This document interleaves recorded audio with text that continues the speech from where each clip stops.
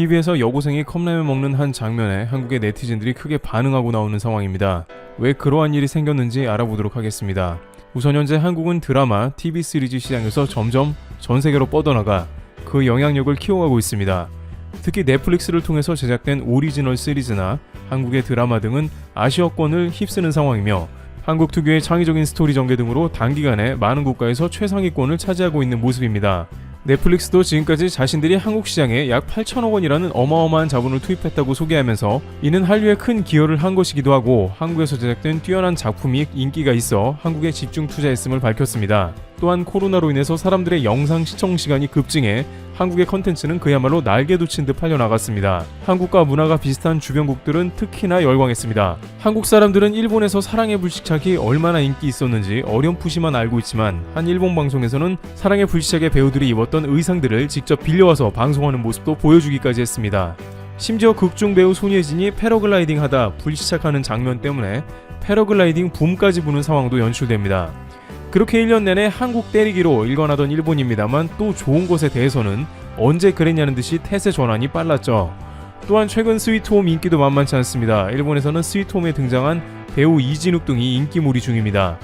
심지어 넷플릭스 방송이 나가지 않는 중국에서조차 스위트홈을 불법으로 다운로드 받은 중국 사람들이 한국의 드라마는 항상 너무 재밌다며 뜨거운 반응을 보였습니다.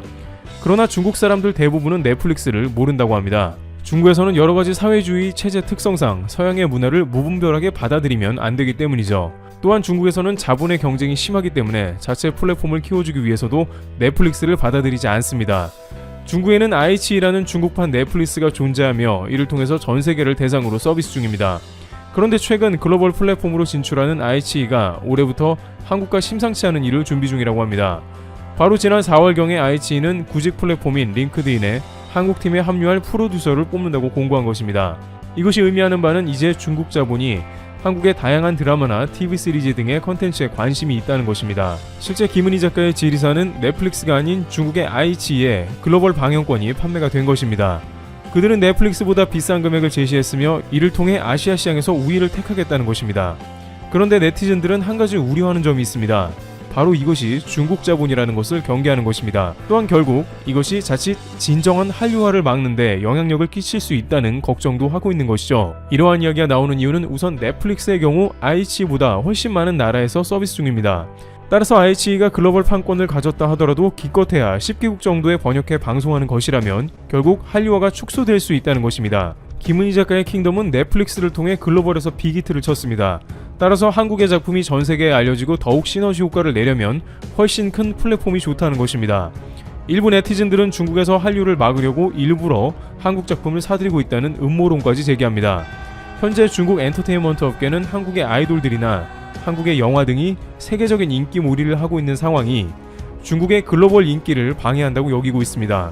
따라서 한국 연예인 때리기나 흠집내기를 하고 있죠. 물론 한국이 아니어도 중국 당국의 검열을 받는 중국 연예계가 전세계 시장에서 인기 있을 것 같지는 않습니다만 한국에서는 중국이 항상 한국을 끌어내고 싶어하고 시샘 질투한다는 것을 경계하고 있는 것입니다.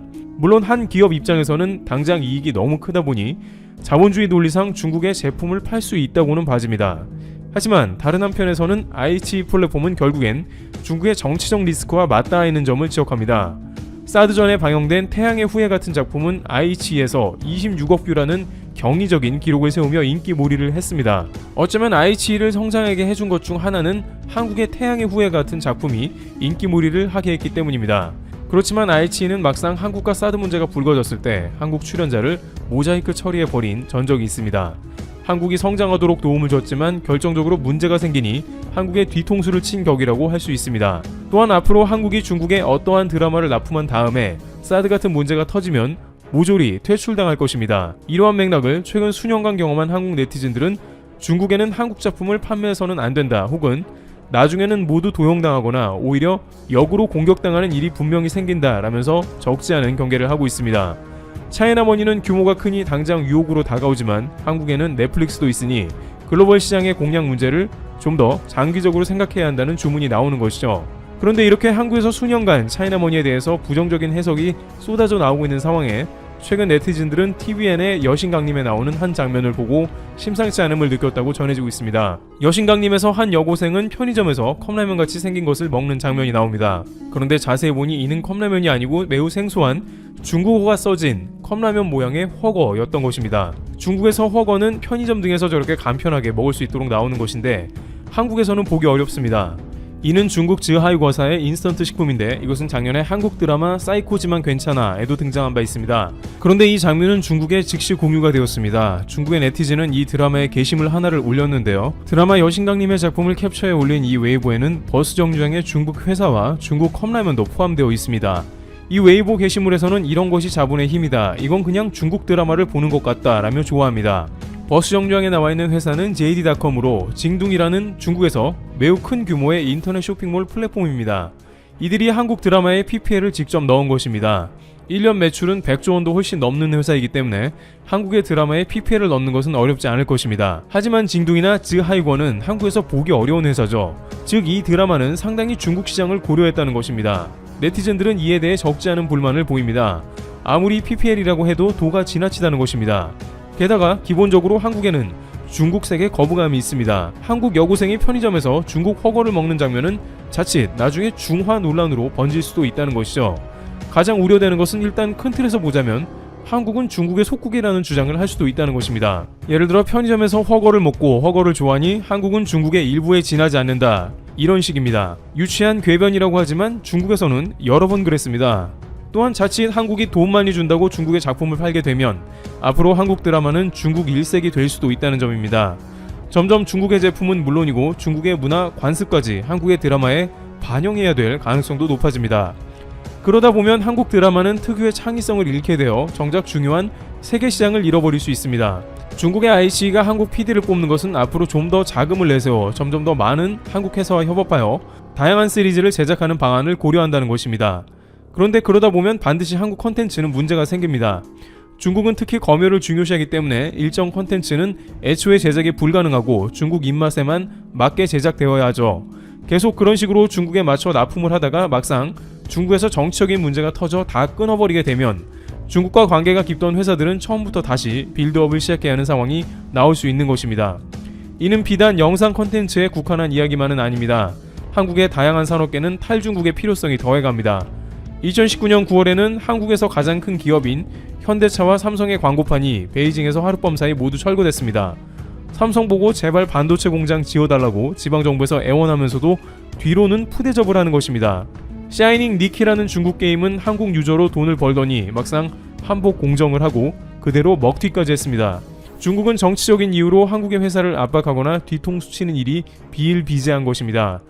결국 이러한 맥락 가운데 네티즌들은 중국 컵라면을 먹는 단 한 장면이라도 쉽게 넘어가지 못하는 상황이 나옵니다.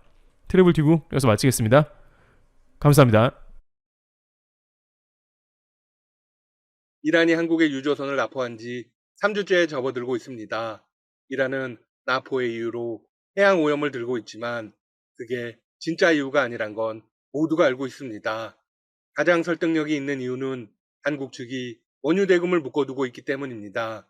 현재 IBK 기업은행과 우리은행에 묶여있는 원유 수출 대금은 70억 달러, 우리 돈 7조 7,600억 원가량입니다. 미국의 제재로 인해서 송금하지 못한 것입니다. 또 다른 이유로는 바이든 행정부와 이란 해가비 협상 재협상을 앞두고 미국의 핵심 동맹국인 한국의 선박을 납포했다는 것입니다. 이란 해가비는 2015년 7월 14일 이란과 유엔 안전보장이사회 5개 상임이사국과 독일, 유럽연합이 함께 체결한 협정입니다. 이란이 핵무기 개발과 핵활동을 중지하면 국제사회는 이란에 대한 경제 제재를 푼다는 내용이 주요 뼈대입니다. 이란이 노리는 게 미국과의 재협상이라는 분석은 꽤 타당해 보입니다. 상황이 이렇다 보니 미국과 이란은 걸프 해역에서 서로 핵심 군사력을 과시하고 있죠. 이란 혁명수비대는 탄도미사일 여러 발을 발사해 1800km 거리의 인도양 북부 아라비아해에 있는 표적을 성공적으로 명중했다고 공식 발표했습니다. 아라비아해는 걸프 해역과 바로 이어지는 바다입니다. 미국의 영향력이 큰 바다이기도 합니다. 이어서 혁명수비대 대공사령부의 정보 시스템이 가상 적함의 위치를 파악해 이 정보를 받은 장거리 탄도미사일 기지에서 여러 급의 미사일을 쐈다라고 부연 설명했습니다. 이란 국영 방송들은 이들 탄도미사일이 이란 중앙 사막의 지하 기지에서 발사돼 해상 표적에 명중하는 동영상을 계속 내보냈습니다. 문제는 미사일의 낙하 지점이 아라비아해에 배치된 미군 니미츠호 항공모함 전단과 거리가 불과 160km 정도였다는 것입니다. 사실상의 무력 시위로 보아야겠죠? 앞서 지난 15일에는 여러 급의 중단거리 지대지 탄도미사일과 공격용 무인기 편대를 동원해 가상의 적기지를 설정하고 복합폭격 작전도 실시했습니다. 니미츠호는 애초 본토로 귀환하려 하였으나 이란의 위협에 대비한다는 이유로 아라비아해에 남겨졌습니다. 한국의 선박 나포와도 관계가 되는 지점입니다. 이란 해군은 인도양 북부 훈련 도중 외국 잠수함이 훈련구역에 접근했고 대잠 헬리콥터를 동원해 이를 쫓아냈다는 보도도 내보냈습니다. 실제로 이란이 공개한 동영상에는 수면과 가까운 곳에서 검은 물체가 빠르게 이동하는 장면이 담겼습니다. 미국 언론들에 따르면 이 물체는 미국의 핵 잠수함이 맞았습니다. 지난달 걸프 해역에 긴급 배치된 이 핵잠수함 조지아호였습니다. 폭스뉴스에 따르면 조지아호가 이란군의 훈련 구역에 우연히 진입한 게 아니라 이곳에서 은닉 기동을 하고 있었던 것입니다. 중동을 담당하는 미 오함대는 지난해 말 조지아호가 선체를 수면 위로 드러낸 채 구축함의 호위를 받으며 호르무즈 해협을 지나 걸프 해역에 진입하는 영상을 공개한 적이 있습니다. 상당히 이례적인 공개였죠. 이유는 이란을 대놓고 압박하기 위함이었습니다. 두 나라는 상대에게 위력 시위를 벌이면서 이를 계속해서 과시하는 것입니다. 훈련 과정이라 직접적인 충돌을 벌이지는 않았지만 양국의 군이 바짝 긴장한 모습입니다. 물론 두 나라가 전면전을 할 가능성은 희박합니다. 무엇보다 이란이 먼저 미국을 자극할 가능성은 낮습니다. 거셈 솔레이마니 숙청을 보면 알 수 있듯 이란이 미국의 군사력 앞에서 사용할 카드가 많지는 않습니다. 핵무기에 집착하는 이유도 거기에 있죠. 한편 이런 엄중한 상황에서 인도네시아가 나서 큰 화제가 되고 있습니다. 지난 25일 인도네시아 해상보안청이 이란 유조선을 납포했다고 공식 발표했습니다. 납포 이유는 자국 해역에서 원유를 불법으로 반출하고 해양을 오염시킨 혐의 등입니다. 이번 납포는 이란이 해양 오염을 이유로 한국 선박을 납포한 지 약 20일 만에 일어난 일입니다. 인도네시아 해상보안청에 따르면 해당 선박은 불법 정박, 선박 간 연료 불법 이송, 해상 오염 등 각종 혐의를 받고 있습니다. 선박 식별을 의도적으로 막은 혐의도 적용했습니다. 공식 발표 내용을 조금만 들여다보겠습니다. 이란과 파나마 유조선을 오전 5시 30분께 처음 발견했는데 처음에는 국기를 숨기고 자동 식별 시스템을 끈 뒤 우선 교신에 응답을 하지 않았다. 이어서 해상에 기름도 유출했다. 인도네시아 해상보안청은 추가 조사를 위해 유조선을 바탐섬으로 호송했다고 밝혔습니다. 주요 외신들은 이란과 파나마 유조선이 해상에서 몰래 기름을 옮겨 싣는 식으로 원유를 거래한 것으로 보고 있습니다. 이란은 미국이 2019년 이란 석유 수출을 전면 금지하는 대이란 제재를 발표하자 주로 제3자 재판배 등의 정식 경로를 우회하는 회색 시장에서 석유를 내다 팔고 있습니다. 통상 이란 원유는 중국 등의 해상 환적 방식으로 사갑니다. 유조선끼리 자동 식별 시스템 추적 센서를 끈 채 해상에서 만나 원유를 옮기는 방식이죠. 자동 식별 시스템 센서는 선박 간 충돌 방지, 조난 등 위급 상태 대비 등을 위해 켜놔야 하는 게 원칙입니다. 인도네시아가 이 불법 현장을 잡은 것입니다. 이란이 한국 선박을 이유 없이 납치한 것과는 상황이 다릅니다. 선박 추적 시스템인 마린 트래픽에 따르면 이번에 납포된 이란 유조선은 지난 12일 인도 싱가포르 일대에서 식별장치 신호가 잡혔고 이후에는 기록이 없습니다. 두 선박의 선원은 총 61명으로 무구만 채로 조사 중에 있습니다. 한편 한국 정부는 이란과 어떤 협상을 벌이고 있을까요? 우선 한국 측은 해당 문제를 조속히 해결할 수 있을 것으로 기대한다는 입장입니다. 외교부 고위 당국자는 이란이 요구하는 의약품과 코로나19 상황에 관련된 진단키트 등은 조만간에 해결할 수 있는 과제로 파악됐고 빠른 시일 내 결실이 있을 것으로 본다고 밝혔습니다. 무엇보다 미국의 새 행정부에 기대를 걸고 있습니다. 선박의 억류 문제와 이란 자금의 동결 문제가 얽혀 있거나 연계돼서는 안 된다는 것이 원칙이기는 합니다. 하지만 상황적으로나 시기적으로나 같은 시공간에서 벌어지고 있기 때문에 함께 풀어나가야 하는 것도 사실입니다.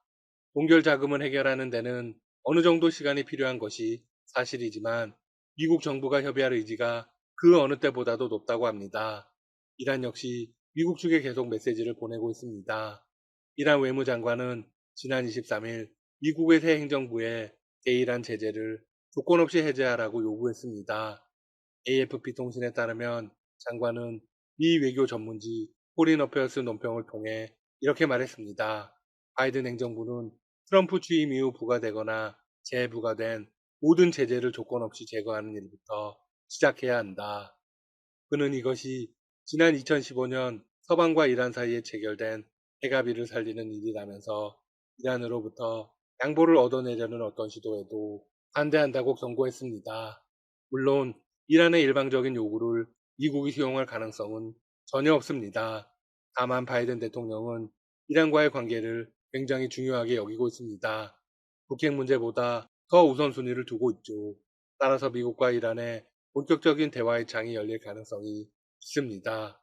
한국도 중재의 역할로 참여하게 되겠죠? 계속해서 상황을 지켜보겠습니다. 지금까지 닥터시사TV였습니다. 여러분 시청해주셔서 감사합니다. 구독과 좋아요 부탁드립니다.